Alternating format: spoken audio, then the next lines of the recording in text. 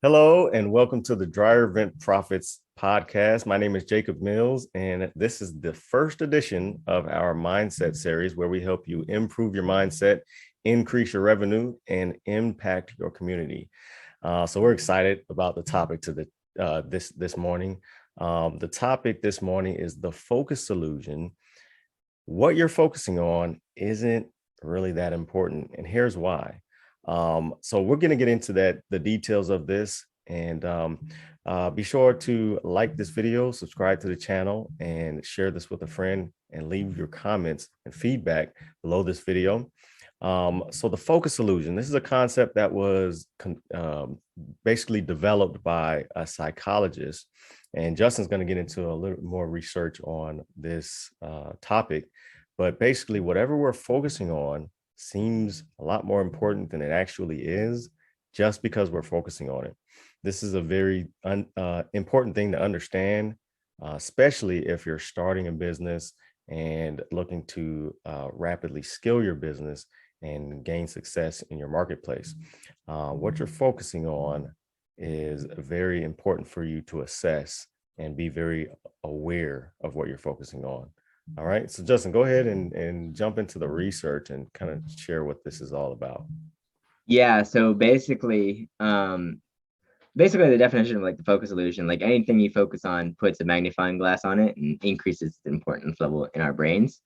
And so you can use this to your advantage, right? Like in business, if you want to be more productive, it's all about increasing the signal to noise ratio, right? You want to decrease the amount of noise that you focus on, increase the amount of signal that you focus on, right? And if you can do that, then you make things more productive, right? Get more done, etc. As well as you can use it in marketing as well, which we'll get into here in a second and whatnot. But yeah, so focusing illusion. Yeah, a perfect example of focusing illusion I like to use is the example of the lottery, right? Like, when you look at the lottery, there's lots of, like it's all about like oh, you could win this $1 million, right? Like that's what's advertised, $1 million, $1 million, you can win this $1 million, $1 million, come and buy this lottery ticket, you win this $1 million, and you can come and get this $1 million, right? It's all plastered all over billboards, like look at this person who won $1 million, look at this person who won $1 million, like you could win $1 million too, right? Like that's all the advertising. Just focus on that to gain your focus on the $1 million prize. And so the only decision that goes into it is like, do I want $1 million or do I not want $1 million? This seems like an easy decision to make, right? But what you fail to realize, and that seems like the all-important decision factor, like whether you want $1 million or not. And that's really only one of the factors into making that decision, right? You also have to look at the risk involved, etc. And once you look at the risk involved, you realize like the risk is higher than the reward, So generally speaking, you're going to lose money when playing the lottery, right? Because it's really, really risky, right? Yeah, so that's basically the focus illusion is they're using that focus illusion on that, like to focus your eyes towards an aspect of it that leads you, into buying the lottery pretty much, Wow. when in reality, you got to scan your focus around, right? Don't just pay attention to that one thing. You want to be able to align your focus with the things that are actually important, right? And that's all about, like figuring out, what is most important, and then put your focus on that, because they by definition the focus illusion states like what you focus on is or will be soon will be what's most important to you, right? Right. Wow. um yeah. That's very interesting. So basically, especially when you're getting into business, um, it can either be one of two things that happens. We either say, "Oh man, I really want to start this business because I don't want to have to answer to a boss. I don't want to, have to live paycheck to paycheck. I want to start something that's going to be wildly successful." And so you're focusing on that, right? You're focusing on the payoff, and then you don't focus on the hard work that it's going to take to get you there. You don't focus on the mistakes that you're going to make, whether you try not to or not, on your path to the success in business. You know what I mean? You don't focus on that. And so you have these high expectations and then you jump in. I remember this happening many a times when I was, dabbling into network marketing and other businesses that I've tried to start years ago, where you have these high expectations, but you don't realize what it takes, right, to get there. You're not focusing on that.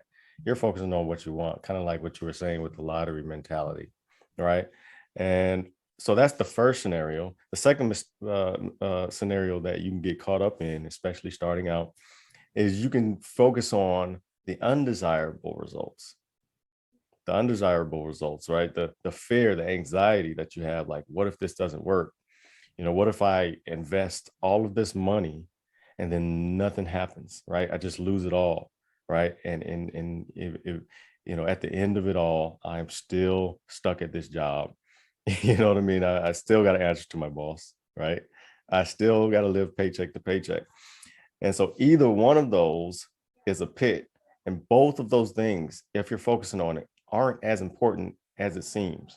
What's more important is that you take a very logical look at all of at what it looks like. Really try to sit down and imagine what it's going to actually take to get those results, and block out the noise of the fear and the anxiety, and don't only focus on the things that the reasons why you're doing it. Commit to, okay, it's probably not going to be easy, but I'm going to do it. You know what I mean? I'm probably going to make a lot of mistakes, but I'm okay with that. You know what I mean? That's what it takes. You know what I mean? Taking a much more logical approach and making sure that you're focusing on the whole picture can be very helpful, right? Yeah, and generally, so it's really easy to find, like balance is the key, right? And it's really easy to be like, okay, where is the fine line? Do I should be more on the optimistic side, like, oh, it's all going to work out, and take unnecessary risks that are going to injure you, versus being on the pessimistic side, like, oh, it's going to fail and I'm not going to start it because, like, there's the slim, there's a possibility I could fail, like this whole thing could go downhill south really quick, and that wouldn't be good, right? Like, so there's that fine line to follow, and generally, generally the fine line that you want to be on is generally on the optimistic side, but optimistic realism, right? So you want to be on the slight optimistic side, but so if you're going to err, it's better to err on on the optimistic side, but you want to have that taste of realism in there, and not necessarily pessimism, but being like, okay, so this decision that I'm making, it does come with it risk. Like, am I okay with that risk, right? There's that decision that you make, like, would you rather succeed at being mediocre or fail at trying something that could potentially change the world, right? Like, which one would you rather, take your pick, right? So just not necessarily that if you would rather go the mediocre or I'm not saying mediocre, I would say average, maybe. Average, yeah, I'll go say average. Like, it's not wrong. It's just like, which one do you personally want to go for, right? And if you personally would rather go for the average route, go the average route, right? Like, don't take all these grandiose risks if you're not okay with it, right? Like, is basically right. Like, so make sure that you're willing, that you take risks, but make sure that you're okay with the risks that you're taking, right? Exactly. Yeah, and be okay. Like, if this fails, like, I'm still gonna be okay, right? Like, take I think it was the CEO of Dell or something like that. Like, when he dropped out of college, to go and start. I think it was Dell that he started. I don't remember exactly what happened, but he said, like, he did have to drop out of college, right? He said, like, personally, like, everybody was like, oh, that's such a big risk. And he's like, personally, like, if the thing failed, I could go back to college, right? Like, he's saying I can't go back to college, right? I can still go back to college and finish my degree, right? So he's like, personally, like, it wasn't that big of a risk to me, like, sure, I'd finish college later than everybody else, but it was a risk that he's okay with taking, right? So making sure that, that kind of stuff, like, you're okay with that, and if you're okay with that, go for it. You know what I mean? Like, go Exactly. for it. I So think that's really important because business, especially starting a business, it's usually not easy, right? It's not something that just comes easy to anybody, and so you have to be 100% committed, because if you're not fully committed, then something's gonna come in, and sideline you, and knock you off the course, discourage you, and you're gonna, just kind of just decide to go back and doing whatever you want to, whatever you're doing before. But and so in order to do that, you have to weigh the risks and reward. You have to do both. You can't just weigh the reward. You have to focus on all of it and take everything into consideration. Because if you're going to be all in on something, you have to know exactly what that is. You have to know what it is in order to make a firm decision to be all in. You know what I mean? And so it really takes being all in. Just like you were saying, the CEO of Dell, um, you know, he was all in. He said, "I'm fine if this doesn't even work. I'm going to focus on doing the tasks that it takes to give me the best odds possible of this working. And if it doesn't, at least I knew that I gave it my best shot." Right. I think the research behind this is very interesting. Kind of give them a brief explanation on the psychologists, and some of the research, some of the studies that they did to come up with this focus illusion concept. yeah, so the focus illusion, the term focus illusion was coined by a psychologist named Daniel Kahneman, and him and he shared the Nobel Prize for several different things in research, and one of them was the focus illusion that he did. And the main research paper that he put together was, are Californians happier than people in the Midwest, right? Like the Midwest, he took a bunch of like Midwestern small towns, right? And did a bunch of research on it, and um, they found that the people in the California and the people in the Midwest, generally they had similar happiness levels, but the people in the Midwest predicted that the people in California would be happier, right? And it was because of the things, like when they look at California, the things that stood out, right? Like the weather, the opportunities, the different attractions and whatnot. There was more of those in California, and so they predicted that it would be a higher happiness level. But in reality, those things don't really contribute to the overall contentment or happiness of the individual to begin with, right? Like when you're living in California, sure, the weather's cool, but like how much do you actually focus on the weather, right? Mhm. Like, et cetera, right? Like attractions, yeah, that's cool, but generally, even if you live in this place, like the only time you're going to go visit the attractions is if your family from out of town comes into town, right? So Mhm. they probably see the attractions as much as you do, you know what I mean? So Mhm. yeah, like these things, like they're cool and everything, but like they don't really have that much of an effect on your contentment level. So you want Right. to align your focus with the things that are most important, right? So what's Mhm. most important to taking your business to the next level? Focus on that, focus your business time on that, right? And even in business in general, like is business everything, right? Like you also got, family, friends, etc. That stuff has a major impact, even more so than money, right? As far as your overall contentment and happiness in life. So make sure Absolutely. you a lot, your focus, like what are you focusing on? Um, Make sure you divide up your focus so that you don't like only spend all of your focus on Right. getting money, because otherwise you're going to be a rich, uh, miserable person, right? Exactly.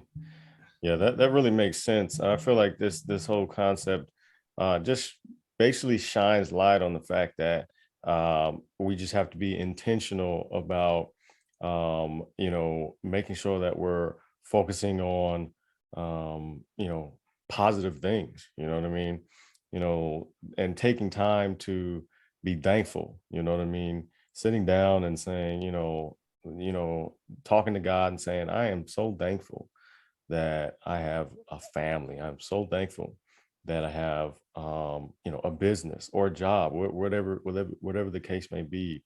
a house, a car, what I mean, food to eat, what I mean, warm air in the winter, cold air in the summer, you know what I mean, like the little things, because so many times we tend to think about and focus on the little things that really don't have a huge impact unless we're focusing on it, but we're focusing on it, and so it makes it have an impact on our spiritual well-being. And since we're focusing on these little things, these negative things that we don't like in life, somebody cuts us off in traffic or something, and for the rest of the day we're talking about it. Man, this guy cut me off, and I had to honk at him and say a couple choice words, and whatever the case may be, little things happen.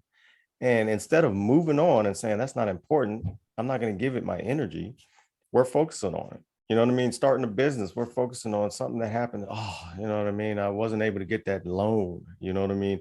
Oh, my truck broke down. You know what I mean? You know, they can vary from little things to big things, but the point is, instead of choosing to focus on those things, if we focus on things that are great in our life, that maybe even if they're little, you know what I mean, we're still focusing on them. That really changes a lot. That puts us in a state of mind that gives us power, you know what I mean, to overcome obstacles, to you know make big bets, you know what I mean, and put ourselves out there and take action and get stuff done. So man, that I think that is huge to understand, you know what I mean? And so a lot of times we start our day off wrong, where we're putting negativity into our minds. You know what I mean? There's lots of negativity out there on the internet. If you're looking for it, you're going to find it. So being intentional about, having a routine in the morning, you know what I mean? I like to pray, have devotions, work out, you know, drink lots of good water, eat breakfast, you know what I mean? And how you start your day is how you spend the rest of your day, and how you spend your days is how you know, spend your life basically. We can also use like the focusing illusion in marketing as well, and sales, by targeting like what is the thing that's important about my product, right? Like what's the thing about the service that I'm offering, like what's important about it. And by bringing attracting focus to that, we can really make a big impact on the sales of a product, right? Like say for dryer vent cleaning, right? We have Jacob started a business with dryer vent tech, and when he first started, you had like this caption, it says like, "Don't let your dryer start a fire," right? Mhm. And bringing attention to the fact that your dryer could start a fire, right? Like that aspect of your dryer vent cleaning is very prominent. By targeting that in the advertising, um, that's a key factor, for why people get their dryer vent cleaned, right? So making sure, like in your product or service, like why would somebody want this product, right? You're with them. What's in it for me? So your target audience, like why do they want this product? Why do they want this service? And then dialing in on your marketing, targeting that the why, right? And then focus in on that, right? And make that the main focus of your target of your audience. And then it amplifies the importance of that and makes your target more relevant, right? So Yes, yes, I yeah, like that a lot. I like that a lot, because that's really what marketing is it's effective communication. You know what I mean? It's effectively communicating with someone that has a need that you can fulfill. You know what I mean? A need that you can, a problem that you can solve. And so when you're trying to sell somebody a product, or trying to market to them in a way that attracts them in, and wants and gets them to ask questions like, oh, I want to know more, what's the price, how can I get this? The main thing you want to do is you want to help them focus in on the payoff, on the outcome, right? The outcome that they want. And so if you're able to do that, then 9 times out of 10, you're going to have success in your marketplace.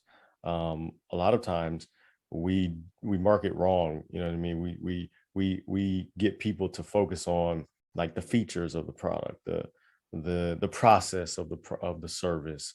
You know what I mean? Look how Um, many years of experience I have in. how many Yeah, years now? Now that has its place in the marketing, but that can't be the main focus. That's the yeah, problem right there. You can use certain things to kind of validate, but what you want to do is you want to appeal to their emotions on a higher level, you know, and appealing to their emotions. The only thing that's really truly going to appeal to their emotions is the payoff. It's the outcome, right? yeah, Because that is going to relieve that pain that they have. You know what I mean? yeah. If the In our case, if their dryer is taking long to dry and it's taking a couple of cycles and they have all these piles of laundry. They have like 6 kids, right? And they have these big loads of laundry that start to pile up because their dryer is taking so long to dry, and now they're starting to have to go to the laundromat. You know what I mean? And man, nobody likes to go to the laundromat. So, that's a pain, right?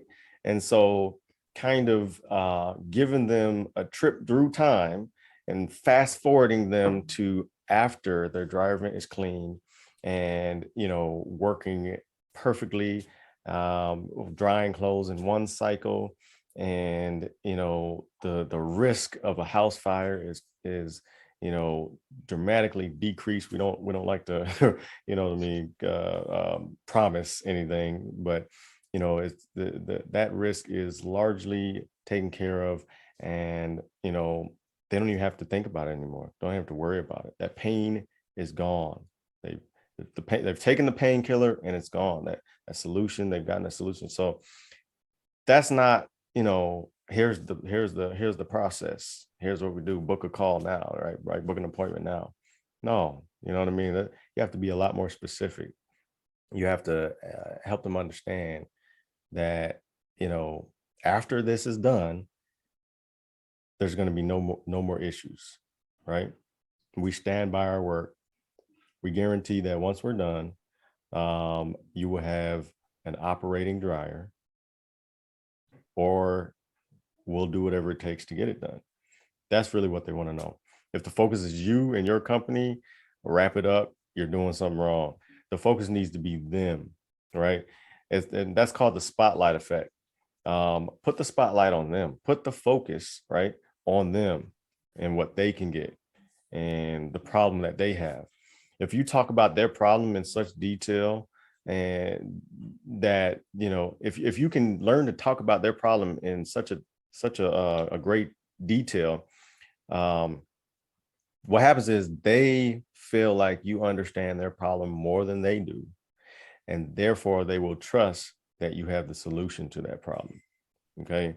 And so if the spotlight's on them and you're talking about them and their problem, then once you come in with a solution, they're like, well, they have to know what the solution is if they know so much about the problem, right? So that's very, very key right there. Good deal. Well, this has been a very awesome experience delivering this content. That's all for this episode. We're looking forward to more episodes of the Mindset series. And don't forget to like this video, comment what your feedbacks, your thoughts below this video. We would really love to to hear what you have to say. And also, if you want more videos like this, definitely subscribe to our channel. We're going to be pumping out a new episode, mindset related, to help you improve your mindset, increase your revenue, and impact your community on a whole nother level. That's all for this episode. Until next time, God bless.